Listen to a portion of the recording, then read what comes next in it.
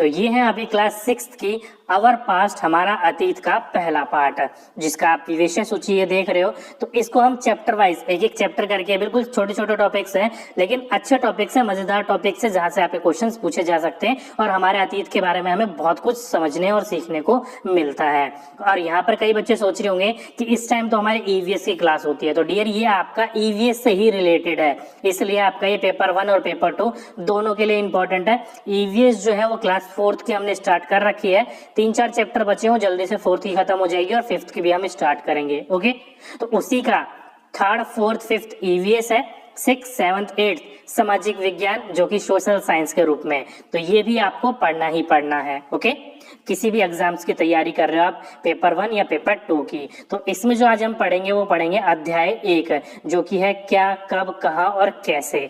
ये आपका बहुत इंपॉर्टेंट टॉपिक है, ये आज हम इस वाले टॉपिक्स में, इस वाले लेक्चर में कंप्लीट करेंगे। ओके, तो चलिए शुरू करते हैं आज का लेक्चर। तो नोटबुक निकालिए और आज की डेट डालिए। आपका चैप्टर 1 जो कि क्या है, क्या, कब, कहाँ और कैसे। और ध्यान रखिएगा इस टॉपिक को पढ़ने के बाद आपको बहुत जानकारी अच्छी मिलेगी और ये मजेदार टॉपिक है, एकदम बिल्कुल मजे से पढ़ेंगे और बिल्कुल अच्छे तरीके से सारी चीजें आपको बताने की कोशिश करूंगा। ठीक है, तो आप इसे ना चैप्टर समझ के मत पढ़िए, ये समझ के पढ़िए कि इंसानों का जन्म कैसे हुआ था, कैसे उसने नई नई तरक्कियां करी। ओके, इस चीज को जानने में भी आपको मजा आएगा, क्योंकि मैंने भी टॉपिक जब पढ़ा था ना, मुझे भी काफी अच्छा लगा इस टॉपिक को पढ़ने के बाद।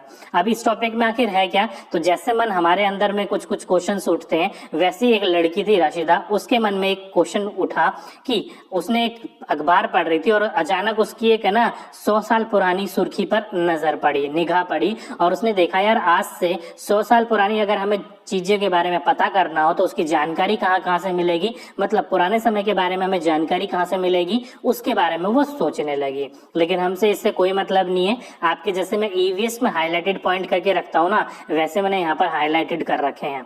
तो पहला पॉइंट देखो, यहाँ पर ये लिख रखा है कि नर्मदा नदी का पता लगाओ। नीचे आपको नर्मदा यानी कि इंडिया का मैप दे रखा है, जैसे कि नीचे चलते हैं एक बार, जैसे कि ये रहा, तो ये आपका इंडिया का मैप दे रखा है और यहाँ पर जितनी नदियां हैं इंडिया में, मुख्य नदी, वो सारी की सारी आपको यहाँ पर हाईलाइट कर रखी है।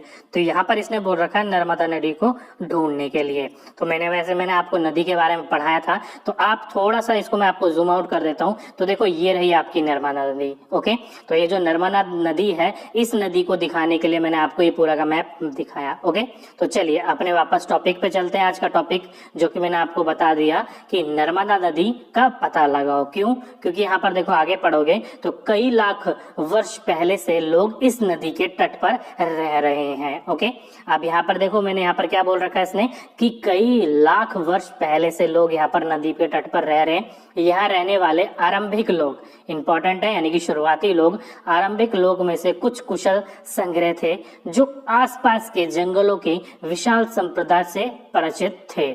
अपने भोजन के लिए वे जड़ों, फलों तथा जंगलों के अन्य उत्पादन का यहीं से संग्रह किया करते थे। और वो क्या थे, तो वो जानवरों के अखरेट यानी कि शिकार भी करते थे। ओके, तो यहाँ से अब ये जो पॉइंट है, पहला पॉइंट तो आपको ये ध्यान रखिएगा, यहाँ पर पहले आरंभिक जो लोग थे वहां पर से कुछ लोग यहाँ पर भी रहते थे जो कि कुशल कारीगर थे और ये अपने खाने के लिए क्या इस्तेमाल करते थे उस समय पे, जड़ें, फल या फिर जंगल के जो उत्पादन होते थे उस पर ये निर्भर करते थे। किसी भी प्रकार की यहाँ पर खेती नहीं हुआ करती थी, देख सकते हो। और यहाँ के लोग क्या थे, कुशल क्या थे, शिकारी थे। ओके, आखेट थे। इंपॉर्टेंट पॉइंट है, ध्यान रखिएगा। और साथ ही साथ में अच्छे सही चीजों को संग्रह करके रखने वाले, यानी कि आप सही समय पर यूज करने के लिए उसको सेव करके रखते हो ना, उस प्रकार के लोग थे। ओके, अब ये पॉइंट मैं आपको क्यों बता रहा हूँ, जब वीडियो के एंड में बात करेंगे वहां पर कुछ क्वेश्चंस दे रखे हैं, वहां पर ये पूछे गए हैं, तो उसको भी ध्यान रखिएगा। ओके, चलिए आगे बोल रखा है कि अब तुम उत्तर पश्चिम के सुलेमान और किरथक पहाड़ी का पता लगाओ। अब ये सुलेमान और किरथर का पठा जो पहाड़ियां होती है वो कहाँ है, तो ये अभी फिलहाल पाकिस्तान के अंदर है। तो जैसे कि आप ये देख रहे हो, काबुल नदी के नीचे आपका सुलेमान है और उसके लेफ्ट हैंड साइड में किरथर है। ओके, तो ये सुलेमान और किरथर को क्यों ढूंढने के लिए कहा जा रहा है, तो इसको इसलिए ढूंढने के लिए कहा जा रहा है, अगर आप पढ़ोगे तो लिखा हुआ है कि इसी क्षेत्र में कुछ ऐसे स्थान है जहां लगभग 8000 वर्ष पूर्व, ध्यान रखिएगा समय को, 8000 वर्ष पूर्व स्त्री एवं पुरुष ने सबसे पहले गेहूं और जौ की फसल की उत्पादन किया था, मतलब उसको उपजाया था। अगर आपसे पूछा जाए कि भारत में यानी कि पाकिस्तान पहले भारत का हिस्सा पूरा वो था हिस्सा, तो सबसे पहले अगर आप वर्तमान में पूछी जाएगी तो आपका वहां पर सुलेमान की पहाड़ी ना होकर क्या हो जाएगा, आपका एक गुजरात अहमदाबाद की साइड में जगह पड़ता है, वो आगे मैं आपको बताऊंगा। लेकिन पहले पूछा जाए कि सबसे पहले खेती कहाँ हुई थी, तो 8000 वर्ष पूर्व पहले खेती हुई थी। और किस चीज की खेती करी थी सबसे पहले इंसानों ने, तो गेहूं और जौ की फसल का उत्पादन करा था। और साथ ही साथ में उन्होंने कुछ पशुएं भी पाल रखे थे, जैसे कि भेड़, बकरी, गाय और बैल, ये 4 चीजें पाल रखी थी, जो कि पशु उनके क्या थे, ये पालतू थे। इंपॉर्टेंट पॉइंट है, ध्यान रखिएगा। ओके, आगे जाकर ये जो पूरा का पूरा कस्बा था वो एक गांव के रूप में था। ओके, आगे चलोगे तो आगे बोल रखा है उत्तर पूर्व में गारो तथा मध्य भारत में विंध्या, यानी कि जो विंध्याचल की पहाड़ियां, वो विंध्या पहाड़ियों का पता लगाओ। तो चलिए दोबारा मैप पर चलते हैं और फिर मैं आपको जगह दिखा देता हूँ।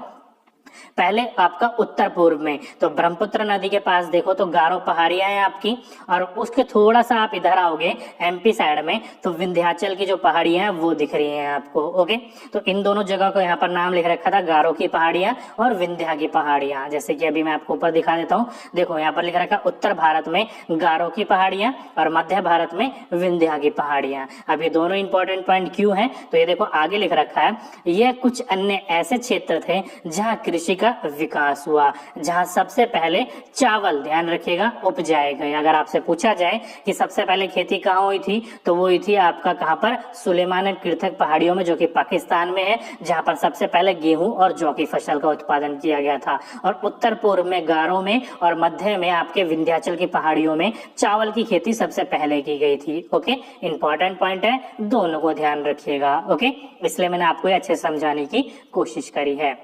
चलिए आगे की तरफ चलें तो देख सकते हैं आप, अगर आप, हम सभी को पता था कभी कि गेहूं की फसल कब हुई थी, नहीं ना, तो उसी प्रकार से मजे से चीजों को पढ़ने के लिए मजे से पढ़ना है, हमें ये नहीं करना कि बर्डन डालना है अपने ऊपर। ओके, चलिए आगे कुछ पॉइंट दे रखे हैं कि मानचित्र पर सिंधु तथा इसकी सहायक नदियों का पता लगाने का क्या कर रखा है, प्रयास करो। पहले तो सिंधु और इसकी सहायक नदियां मैं आपको मैप में दिखा देता हूं। तो मैप में अगर आप जाओगे तो ये तिब्बत के आसपास से होकर बहती है।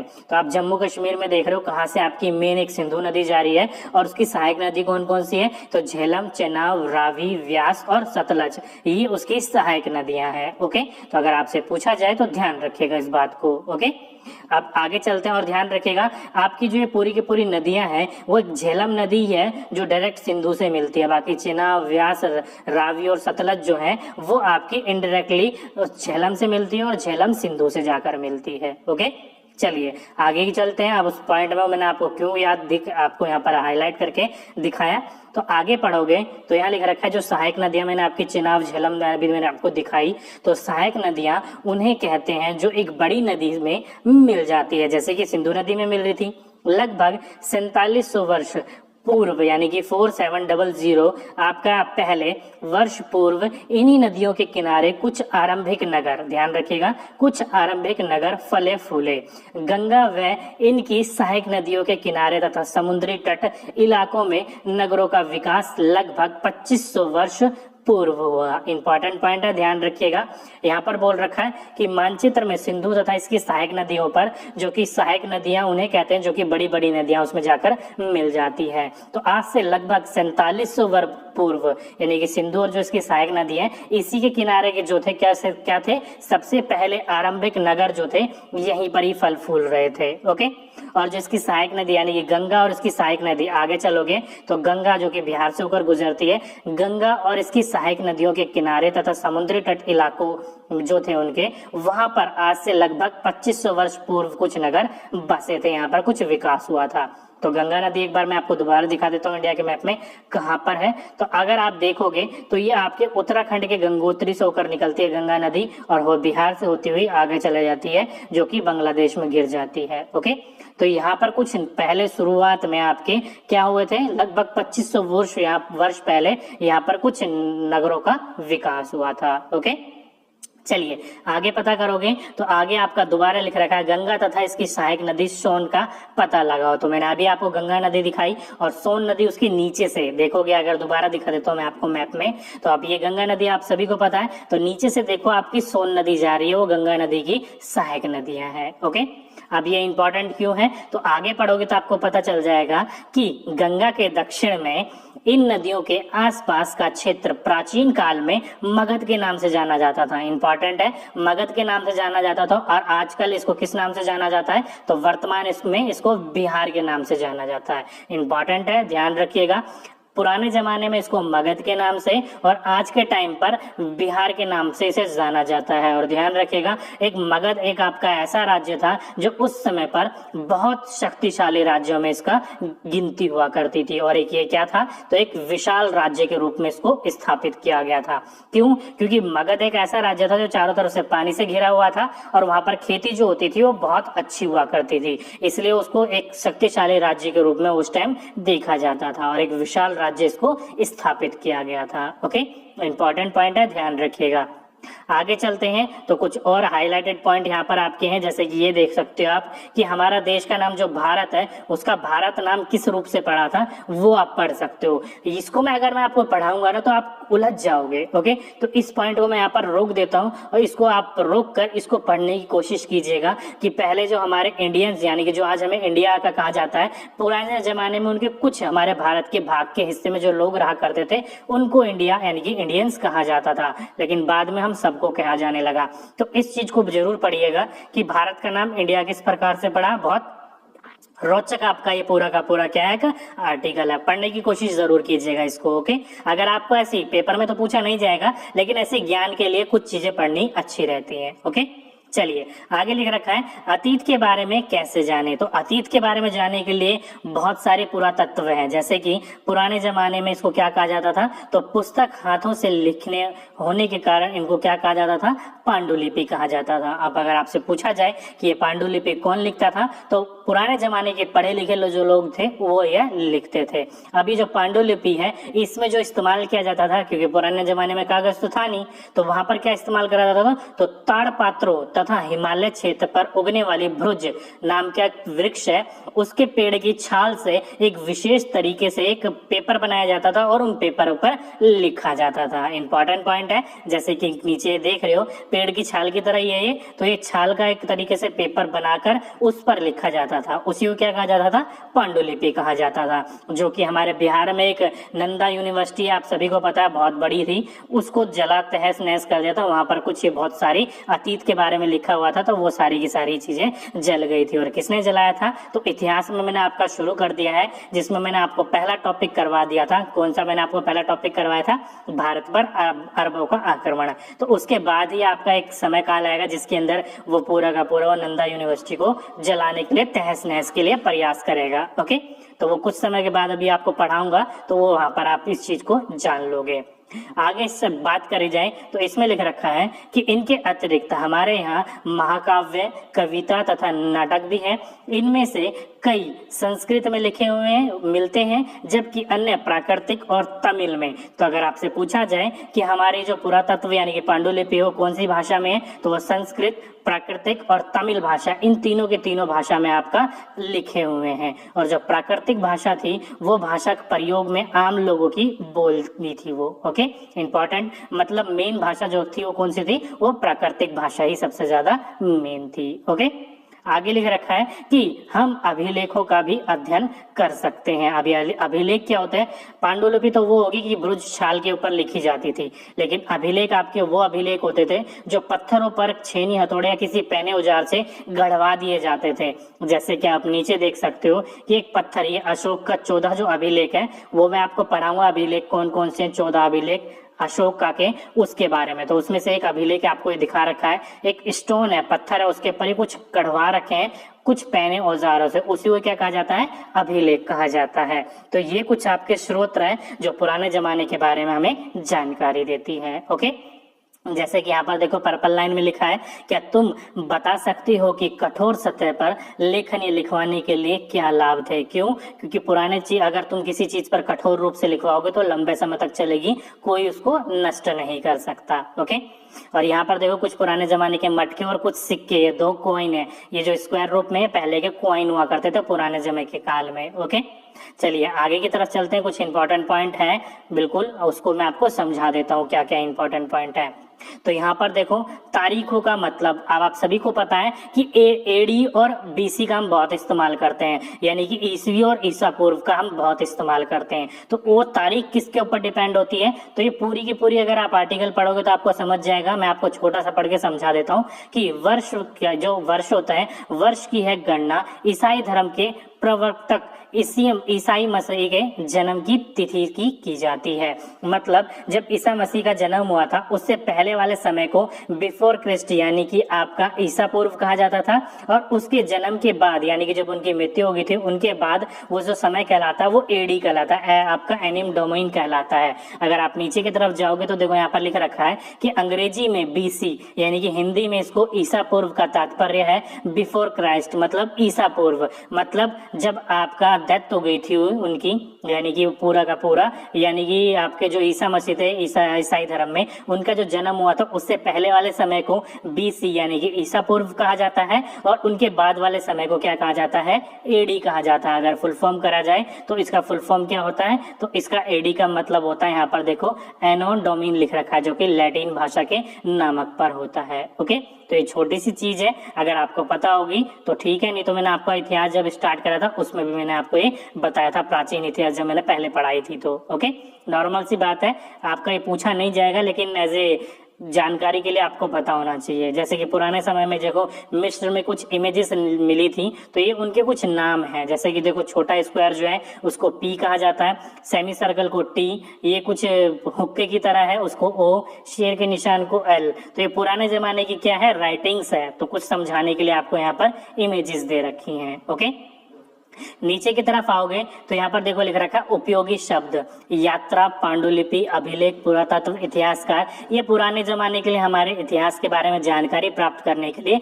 कुछ सारी चीजें, जैसे कि आपके पांडुलिपि से भी हमारे पुराने जमाने के बारे में जानकारी मिलती है, अभिलेखों से भी मिलती है, इतिहासकारों से भी मिलती है, पुरातत्वों से भी मिलती है। पुराने जमाने के बारे में जानने के लिए हमें कुछ चीजें दे रखी है। ओके, और यहीं पर ही कुछ आओगे तो कुछ महत्वपूर्ण तिथियां लिख रखी है। तो अगर आपसे पूछा जाए कि पहली बार कृषि का आरंभ कहाँ हुआ था, तो मैंने आपको बोला था सुलेमान और कीर्थक पहाड़ियों पर, कब, 8000 वर्ष पूर्व। ओके, वहीं पर ही बात करी जाए सिंधु सभ्यता के प्रथम नगर की, तो वो कौन सा है, 4700 वर्ष पहले आपका पूर्व नगर बसे थे सिंधु घाटी, जो कि आपके मैंने पढ़ाए भी थे कौन कौन से, हड़प्पा मोहनजोदड़ो जो थे वो इसी के पास के आसपास के नगर थे पुराने, 4700 वर्ष पुरानी बात है। ओके, आगे बात करी जाए तो गंगा घाटी के नगर जो कि मगध जो राज्य था वो सबसे बड़ा राज्य था, जो कि 2500 वर्ष पूर्व की बात की गई है यहाँ पर, और वर्तमान जो है वो लगभग 2000 वर्ष का है। ओके, इंपॉर्टेंट है, ध्यान रखिएगा इस पॉइंट को।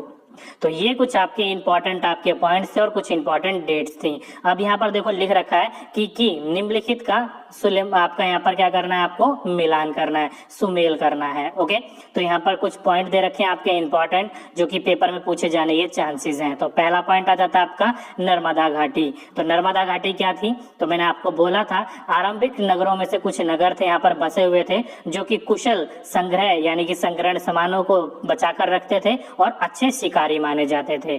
तो ऑप्शन फर्स्ट का सेकंड बिल्कुल सही है। आप इस क्वेश्चनों का आंसर नीचे मुझे कमेंट बॉक्स में लिखते रहिए, मैं आपका रिप्लाई करता रहूंगा। ओके, तो नीचे लिखते रहिए, सही लिखते रहना आप कौन कौन का आंसर, अगर आपने सही से पढ़ा होगा तो आपको पता होगा ये कौन कौन सी चीजों के बारे में बात कर रहे हैं। तो मगध क्या था, तो मगध को पुराने जमाने में क्या कहा जाता था, बिहार, मतलब वर्तमान में क्या कहा जाता है, बिहार कहा जाता है, और ये उस समय का सबसे शक्तिशाली और बड़े राज्यों में से, तो पहला सबसे बड़ा राज्य क्या था, मगध था। तो ऑप्शन नंबर फर्स्ट इसका बिल्कुल सही आंसर था। नेक्स्ट है आपका गारो की जो पहाड़ियां थी और जो विंध्याचल की पहाड़ियां थी वहां पर सबसे पहले किस चीज की खेती करी थी, तो चावल की खेती शुरू करी थी। तो यहाँ पर सही ऑप्शन क्या होगा, आरंभिक कृषि। वैसे आरंभिक कृषि जो थे वो सुलेमान और कीर्थक की पहाड़ी पर भी थे, लेकिन गारो की पहाड़ी पर क्या थे, तो आरंभिक आपकी कृषि का स्टार्ट करा गया था, वहां पर चावल की खेती आपकी शुरू की गई थी। ओके, तो यहाँ पर सुलेमान और कीर्थक की पहाड़ी तो दे नहीं रखी, इसलिए हम गारो की पहाड़ी को ही मानेंगे जहां पर चावल की खेती स्टार्ट हुई थी उसी समय के आसपास।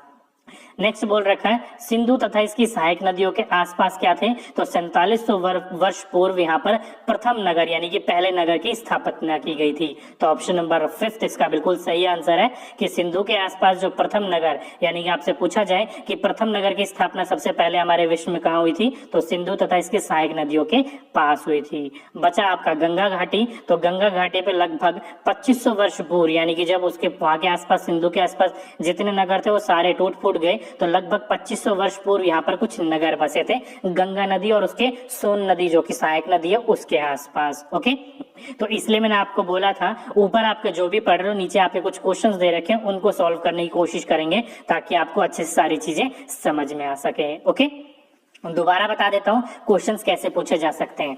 क्वेश्चन पहला पूछा जा सकता है कि भारत में यानी कि विश्व में सबसे बड़ा राज्य पहला कौन सा था, तो ध्यान रखिएगा मगध, जो कि वर्तमान में बिहार के नाम से जाना जाता है। अगर आपसे पूछा जाए कि आरंभिक कृषि कहाँ पर शुरू हुई थी, तो सबसे पहले कृषि आपका कहाँ पर, गारो की पहाड़ी, विंध्याचल की पहाड़ी या फिर सुलेमान और किर्थक की पहाड़ियों के आसपास हुई थी। ओके, अगर आपसे पूछा जाए कि आपके प्रथम नगर कहाँ पर बसे थे, तो सिंधु और इसकी सहायक नदियों के आसपास बसे थे।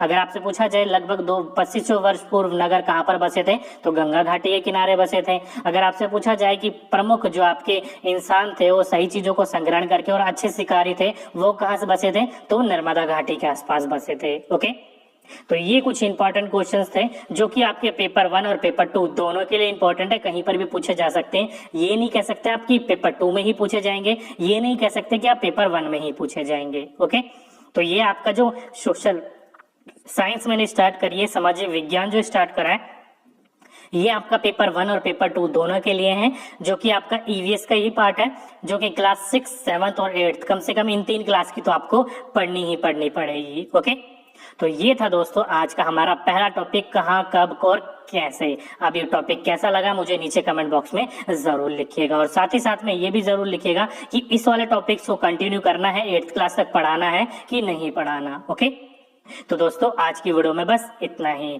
अगर